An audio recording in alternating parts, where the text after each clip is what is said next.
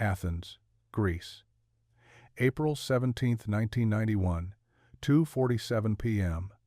A worn leather briefcase sits beneath a small round table at Café Neon, overlooking Syntagma Square. The briefcase is expensive, Italian leather, the kind that senior executives and government officials carry. It has brass clasps that have been polished by years of handling and a monogrammed plate on the side with initials that mean nothing to anyone watching. Two men in dark business suits had been sitting at this table 20 minutes earlier. They'd ordered coffee, black, no sugar. They'd spoken quietly in what sounded like English, though the waiter couldn't quite hear their conversation over the traffic noise and the chatter of tourists photographing the Parliament building across the square. Then they'd stood up simultaneously, left exact change for their coffees plus a modest tip, and walked in opposite directions. One headed toward Irmu Street, the other disappeared into the metro station. Neither man took the briefcase. The waiter, a university student named Dimitris who worked afternoon shifts to pay for his economics degree, noticed the briefcase around 3:15 p.m. He'd been serving other tables, clearing dishes, taking orders. When he finally got back to the table where the two businessmen had been sitting, he saw it there on the cobblestones, pushed slightly under the table as if someone had been trying to keep it out of the way of foot traffic. This happened sometimes. Tourists left things behind. Businessmen got distracted by phone calls and forgot their belongings. Usually someone came back within minutes, embarrassed and grateful. Dimitris picked up the briefcase. It was heavy, noticeably so. He set it on the table and waited, expecting one of the two men to come rushing back. 5 minutes passed, then 10. The briefcase sat there, and nobody claimed it. Dimitris brought it inside to the cafe manager, explaining that customers had left it behind. The manager, who'd been running Café Neon for 15 years and had seen everything from forgotten umbrellas to abandoned shopping bags, looked at the briefcase with the practiced eye of someone who knows expensive items when he sees them. This wasn't something someone would forget casually. This was valuable. They waited another 30 minutes, thinking maybe the owner would return. By 4 p.m., with no one claiming it, the manager made the decision that Athens city regulations required. He called the police to report found property. What happened next would trigger an intelligence operation that would span 6 months, involve 3 countries' security services, and nearly cause a diplomatic crisis between 2 allied nations. But none of that was apparent when the police officer arrived at Café Neon at 4:37 p.m. to collect one abandoned leather briefcase. The briefcase arrived at the Athens Municipal Police Lost Property Office at 5:20 p.m. Officer Yanis Makris logged it into the system with the standard information. Date found, location found, description of item, and then the required step that would change everything. He opened it to look for identification. Police procedure mandated that officers check lost items for owner contact information. Wallets usually had ID cards. Briefcases often had business cards or documents with names and addresses. The goal was to return property to its rightful owner as quickly as possible. Makris unlatched the brass clasps. The briefcase opened to reveal a contents that made him stop moving entirely. Inside were documents, not personal papers or business correspondence, but official-looking files with stamps and headers. Makris spoke enough Hebrew to recognize the language immediately. Greece had a small but notable Jewish community, and Athens police officers learned to recognize various languages for tourism and community relations purposes. But these weren't tourist documents or religious texts. These were technical papers, dense with terminology that even in Hebrew looked military. There were diagrams of what appeared to be radar installations. There were maps of the Athens area with specific locations marked. There were typed reports with official-looking stamps at the top, and perhaps most concerning, there were translations. Someone had gone through these Hebrew documents and added Greek translation notes in the margins. Specific technical terms had been translated. Location names had been clarified. This wasn't casual translation work. This was professional intelligence analysis. Makris closed the briefcase immediately. This was beyond his authority level. He walked directly to his supervisor's office without logging the specific contents. When he explained what he'd found, his supervisor made a phone call that bypassed normal police channels entirely. Within 45 minutes, 2 officers from EYP, Greece's National Intelligence Service, arrived at the municipal police station. They took possession of the briefcase without signing standard evidence transfer forms. This was now a national security matter. The EYP officers transported the briefcase to their headquarters in the Holargos district. By 8 p.m. that evening, the contents had been photographed, cataloged, and distributed to senior analysts. By midnight, those analysts had reached a preliminary conclusion that would set everything in motion. The documents appeared to be Israeli military intelligence assessments of Greek air defense capabilities. They included classified information about radar coverage gaps, response times, and strategic vulnerabilities. Someone had been conducting systematic intelligence collection against Greece. And, given that the documents were in Hebrew with professional Greek translations, that someone was almost certainly Israeli intelligence. The meeting took place at EYP headquarters at 9 a.m. the following morning. 15 senior officers crowded into a conference room that was designed for secure discussions. The windows were sealed and covered. The walls had been swept for listening devices 3 hours earlier, standard procedure before discussing active counterintelligence cases. The briefcase sat on the table, now sealed in an evidence bag. Photocopies of its contents were distributed to each officer present. The director of counterintelligence operations, a career intelligence officer named Stavros Papadakis, who had spent 30 years tracking foreign espionage activities in Greece, walked the group through the assessment. The documents were authentic in their construction, meaning whoever created them had access to legitimate intelligence formatting and classification systems. The technical information about Greek air defenses was accurate, disturbingly so. Some of the data about radar installations and response protocols was classified at levels that suggested penetration of Greek military facilities. The Hebrew language use was native level with proper intelligence service terminology and phrasing. The Greek translations in the margins were professional, suggesting someone with military translation experience. Most concerning were the references throughout the documents to source networks. The papers mentioned agent code names, meeting locations, and dead drop sites across Athens. They referenced information-gathering operations that had apparently been running for at least 18 months. If these documents were genuine, and everything about them suggested they were, then Israel had been conducting a massive espionage operation against a country that was technically an ally. Greece and Israel had diplomatic relations. They cooperated on various security matters.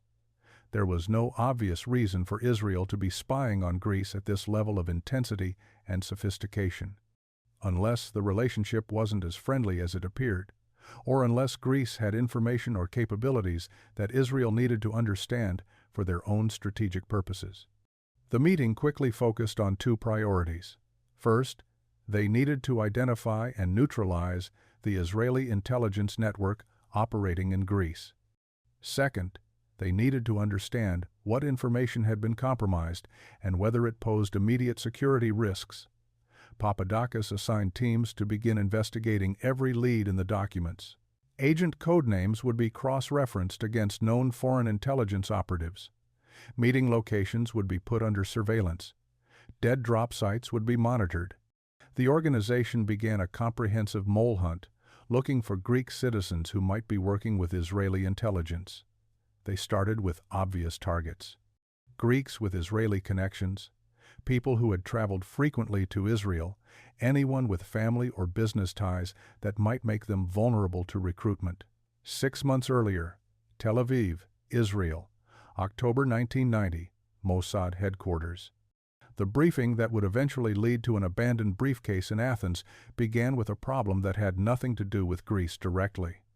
An analyst in Mossad's Signals Intelligence Division had noticed something unusual in communications intercepts collected from multiple NATO countries.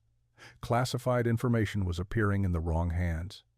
Not Israeli hands, but belonging to a hostile foreign intelligence service that had reasons to be interested in NATO military capabilities and strategic planning. The information was highly specific. Details about radar systems, communication protocols, military response procedures, exactly the kind of technical intelligence that someone planning to counter NATO operations would find valuable. The leak was coming from somewhere within the NATO intelligence sharing network. Multiple countries contributed to NATO's collective defense information systems, and somewhere in that network, someone was passing secrets to people who shouldn't have them. Mossad's concern was both strategic and practical. Israel wasn't a NATO member, but maintained close security relationships with several NATO countries, particularly the United States. If NATO's intelligence security was compromised, it could affect Israeli operations and put Israeli sources at risk. They needed to identify where the leak was coming from. The signals intelligence couldn't pinpoint the source directly, but it could narrow down the possibilities through traffic analysis and timing correlations. When classified information appeared in hostile intercepts, they could work backward to figure out which NATO countries had access to that specific information and when. After 3 months of analysis, the evidence pointed to Greece. Not definitively, but with enough probability to warrant serious investigation. Something was happening in Athens. Someone within Greek intelligence or military circles appeared to be passing information to a hostile service. But Mossad faced an impossible situation. They couldn't simply tell the Greeks that they suspected a mole. That would require explaining how they knew, which would expose intelligence collection methods and sources that Israel couldn't compromise. It would also raise questions about why Israel was monitoring Greek communications in the first place. And there was another problem. If they told Greek intelligence about the suspected mole through official channels, and that information reached the wrong people, the mole would be warned. They'd disappear, or worse, continue operating while being more careful. Mossad needed the Greeks to discover the mole themselves, through their own investigation, in a way that wouldn't raise questions about Israeli involvement. That's when someone in Mossad's Special Operations Planning Division proposed an idea that seemed almost absurdly complicated. What if they made themselves the target? What if they created evidence of an Israeli espionage operation against Greece? Something obvious enough that Greek intelligence would have to investigate, but fake enough that the investigation could be controlled. The operation was codenamed Trojan Mirror, a reference to both its location and its purpose. Like the ancient Trojan horse, it involved giving the enemy something they would willingly bring inside their walls. Like a mirror, it would reflect their investigation back toward the real problem. The planning began in November 1990 and consumed 3 months of intensive work by Mossad's Deception Unit, a specialized group that most Israeli intelligence officers didn't even know existed. Their job was creating believable lies, constructing false realities so detailed and consistent that trained intelligence professionals would accept them as truth. The first challenge was creating the documents themselves. They couldn't just forge random intelligence reports. Everything had to be authentic enough to survive expert analysis. The Hebrew had to be perfect, using proper intelligence service terminology and formatting. The technical information about Greek air defenses had to be accurate, which meant Mossad actually had to collect real intelligence about Greek military capabilities just to create convincing fake documents about collecting that intelligence. The irony wasn't lost on the operation planners. They were conducting actual espionage to create fake evidence of espionage. The documents were crafted with deliberate imperfections. Not obvious errors that would make them seem fraudulent, but subtle inconsistencies that would make Greek analysts work harder to verify them. A date that didn't quite align with other references. A code name that appeared in 2 different contexts with slightly different meanings. These small discrepancies would make the Greeks dig deeper, invest more resources, become more committed to the investigation. Once they'd invested significant effort in analyzing the documents, they'd be psychologically predisposed to believe the documents were genuine. The human tendency to justify sunk costs would work in Mossad's favor. Next came creating the Phantom Network. The documents referenced multiple Israeli agents operating in Greece, people with codenames like Ariadne and Theseus. Classical Greek references that an Israeli intelligence operation might plausibly use. Each agent needed a complete background, a reason for being in Greece, a cover story that would hold up under investigation. Mossad selected 6 officers who could pass as non-Israeli Europeans. They created false identities for each, complete with passports, business credentials, and operational histories. These weren't simple cover identities. Each officer was given a genuine business or academic position that justified their presence in Athens. One became a German archaeological researcher studying Byzantine history. Another became a British telecommunications equipment salesman. A third became a French maritime insurance adjuster. Each position was real, with actual employers who were either Mossad front companies or legitimate businesses that had been approached through intermediaries. These officers traveled to Athens and began establishing themselves in January 1991. They rented apartments, opened bank accounts, joined professional associations, and built the kind of normal life footprint that an intelligence officer under deep cover would create. The officers playing Israeli agents didn't just exist in Athens. They performed. They conducted elaborate security theater designed to look exactly like intelligence work to anyone watching. The German archaeologist who called himself Dr. Klaus Hoffmann made regular trips to locations near Greek military installations, ostensibly to photograph ancient ruins, but always positioned where he'd have clear views of radar facilities and communication towers.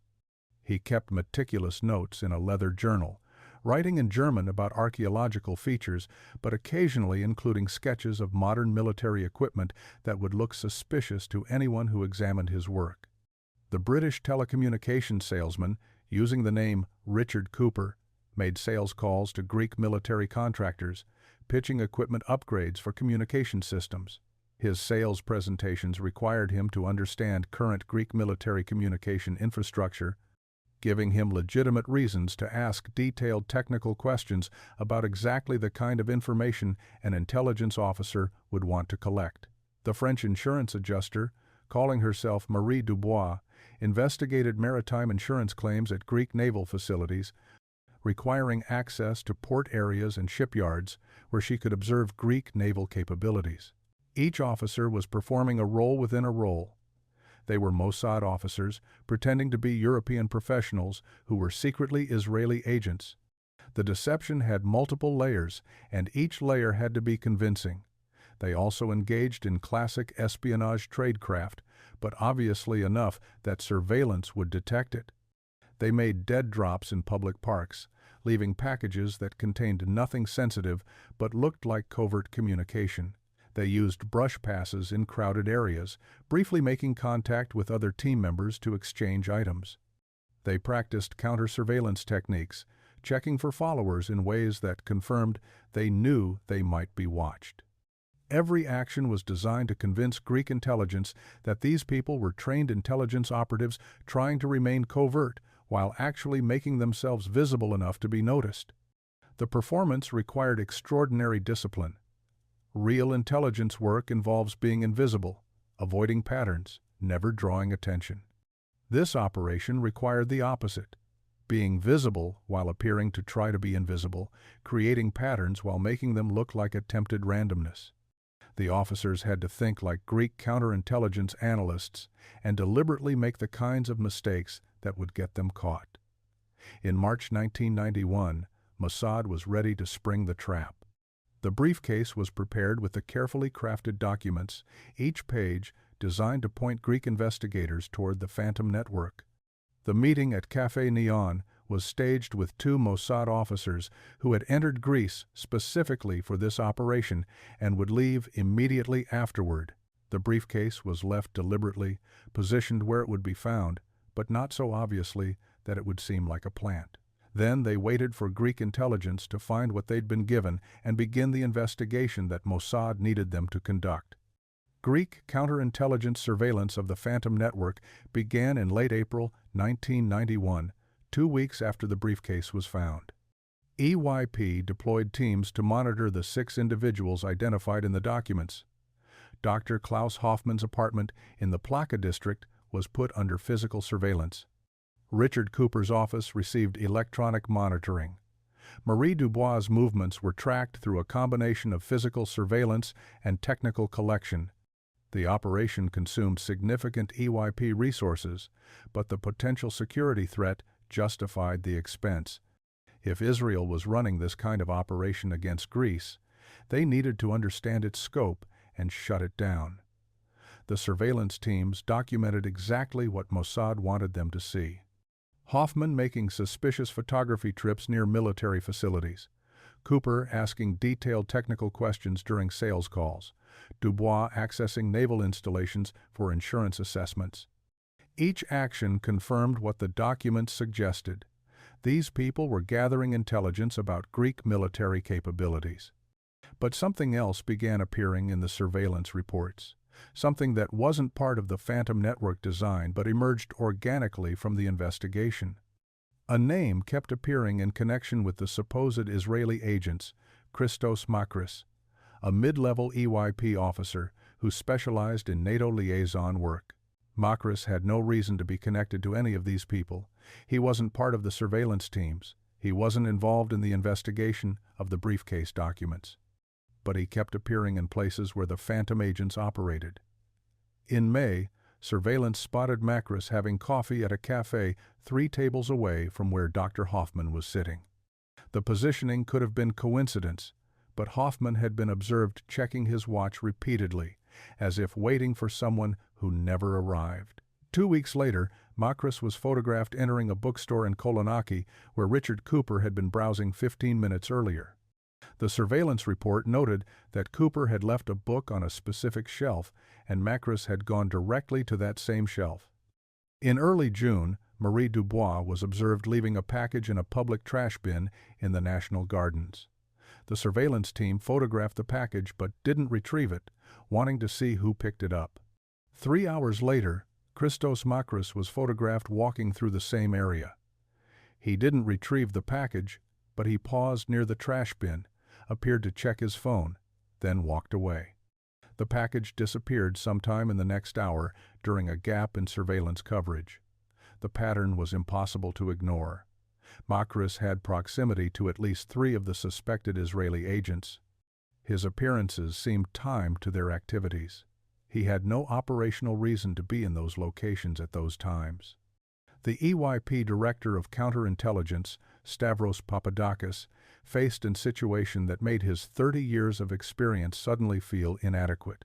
One of his own officers appeared to be connected to what they believed was an Israeli espionage network. Makris had been with EYP for 8 years, holding a security clearance that gave him access to classified NATO intelligence sharing protocols.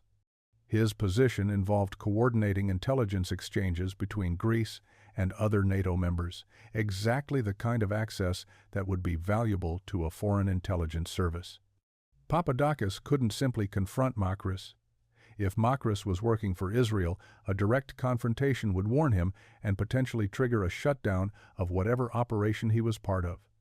Worse, if Papadakis was wrong and Makris was innocent, accusing him without evidence would destroy a career and potentially expose the investigation to exactly the people they were trying to catch.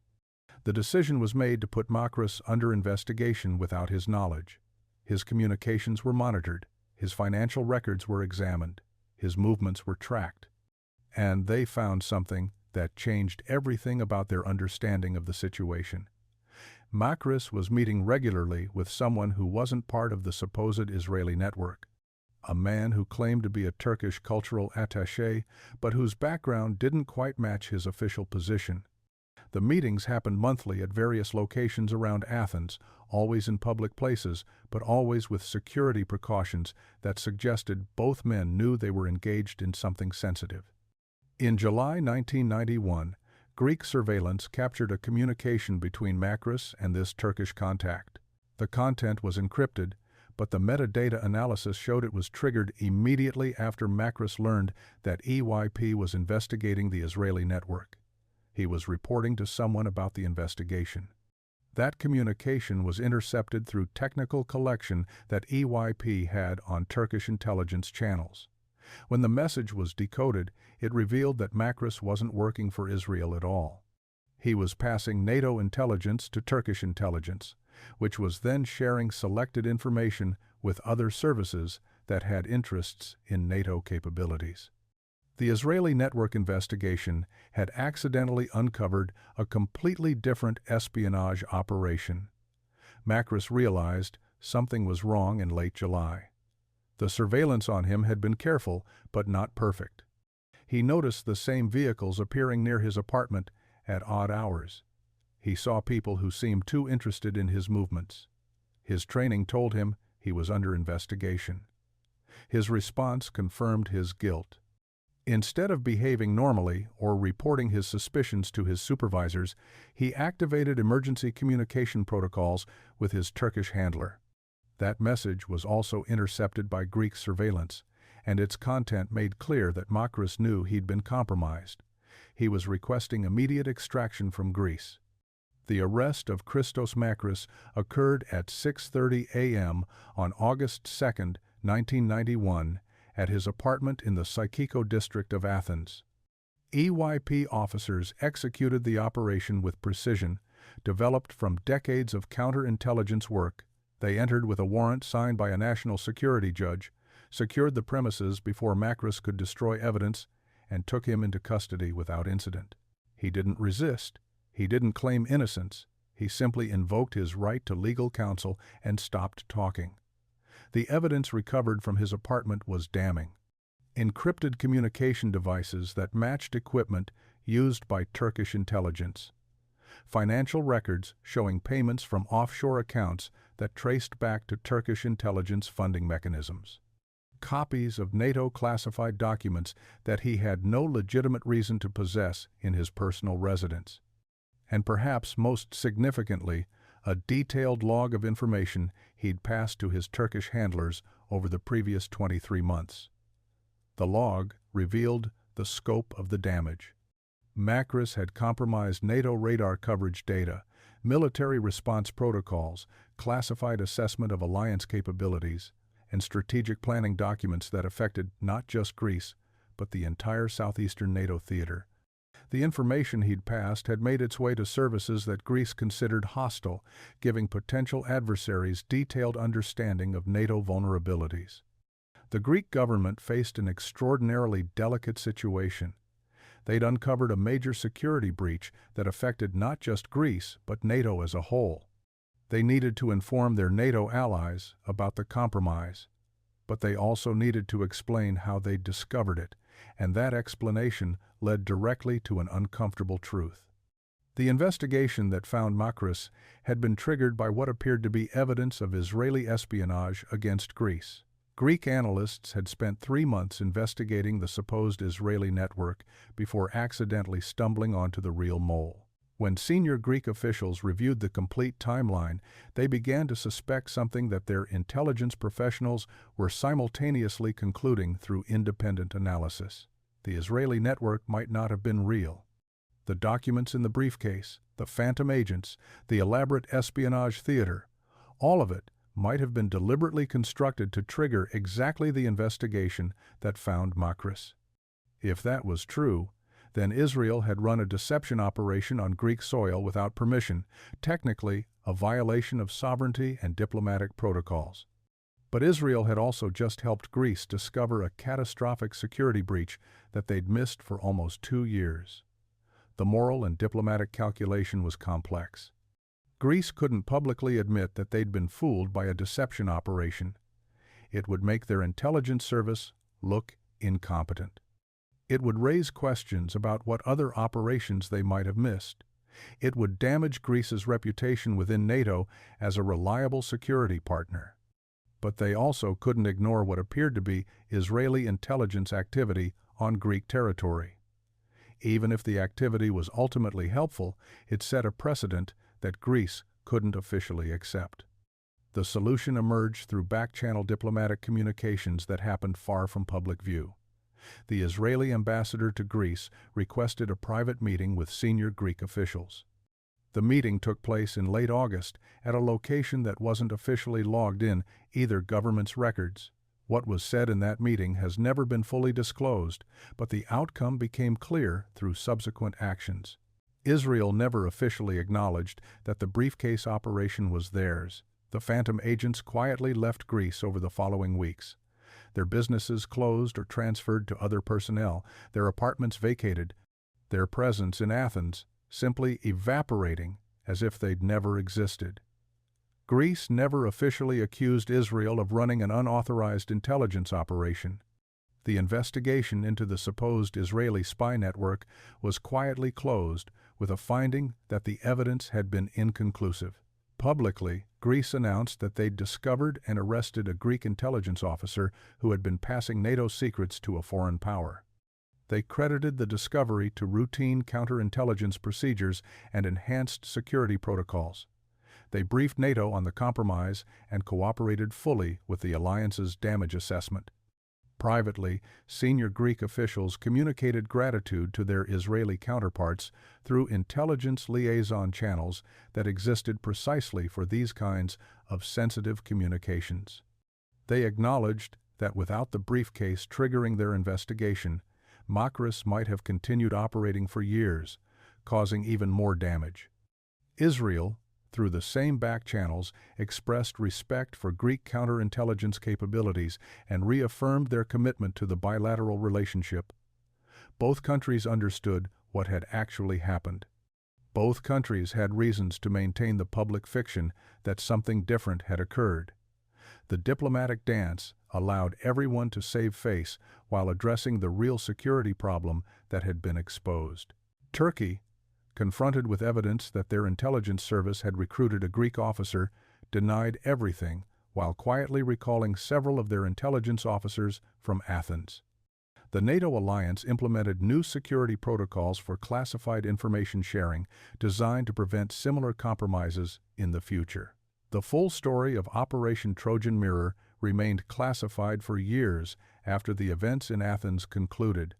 Fragments emerged through intelligence community discussions, leaked documents, and the occasional indiscreet comment from retired officers, but the complete picture only became clear when academic researchers gained access to partially declassified files in the early 2000s. What those files revealed was a masterclass in intelligence deception, an operation that succeeded precisely because it made the operators themselves appear to be the targets. The brilliance of the Briefcase solution lay in understanding a fundamental principle of counterintelligence work. When an intelligence service discovers evidence of espionage against them, they have no choice but to investigate thoroughly. The investigation consumes resources, demands attention from senior officers, and creates bureaucratic momentum that's difficult to stop once it begins. By creating evidence of Israeli espionage against Greece, Mossad guaranteed that EYP would conduct exactly the kind of comprehensive counterintelligence sweep that was needed to find the real mole. The fake network gave Greek investigators something concrete to surveil, people to watch, patterns to analyze. That surveillance infrastructure, once established, became a net that caught Makris when his behavior intersected with the phantom agent's activities. His presence near the supposed Israeli operatives wasn't coincidental. Mossad had designed the phantom network's activities to operate in areas and contexts where someone with Makris's access and responsibilities would naturally appear if he was engaged in espionage. They'd created a controlled environment where the real mole would eventually reveal himself by behaving differently from innocent people who happened to be in the same spaces. The operation also demonstrated sophisticated understanding of intelligence psychology. Mossad knew that if they simply provided Greece with intelligence suggesting there was a mole, Greek counterintelligence would be skeptical. Intelligence services receive tips and leads constantly, most of which turn out to be false or exaggerated. But evidence of espionage against Greece itself demanded immediate and serious response. The briefcase documents created urgency that a simple tip never could have achieved. The phantom agents made the threat tangible and real. The elaborate staging convinced Greek analysts they were seeing something genuine that Israel desperately wanted to keep hidden. Every element of the deception was designed to trigger the exact response that Mossad needed. The aftermath of the operation influenced intelligence training and operational planning across multiple countries. The concept of using deception to trigger Allied counterintelligence investigations became a studied technique, though one rarely employed because of its complexity and diplomatic risks. The operation required perfect execution, complete operational security, and careful management of the diplomatic consequences when the truth inevitably emerged. It represented intelligence work at the highest level of sophistication, where the goal wasn't collecting information but shaping the actions of another intelligence service to achieve an outcome that served mutual interests. For the officers who participated in Operation Trojan Mirror, the experience was professionally defining. They'd conducted an operation where success meant being investigated as spies by a friendly intelligence service, where they had to perform espionage activities convincingly enough to fool professionals while never actually collecting real intelligence. The psychological demands were extraordinary. They had to maintain their covers under surveillance, knowing they were being watched, deliberately making themselves visible while appearing to try to stay hidden. The operational discipline required was perhaps greater than traditional espionage because every action had to serve the deception rather than actual intelligence collection. The leather briefcase that started it all eventually found its way into Mossad's institutional archives, preserved as a physical artifact of an operation that demonstrated how intelligence work sometimes requires creating elaborate fictions to reveal important truths. It sits there now, decades after it was left beneath a café table in Syntagma Square, a reminder that in the world of espionage, the most effective operations are often those where the targets never realize they've been manipulated until long after the manipulation has achieved its purpose. And sometimes, the best way to help an ally is to make them think you're their problem.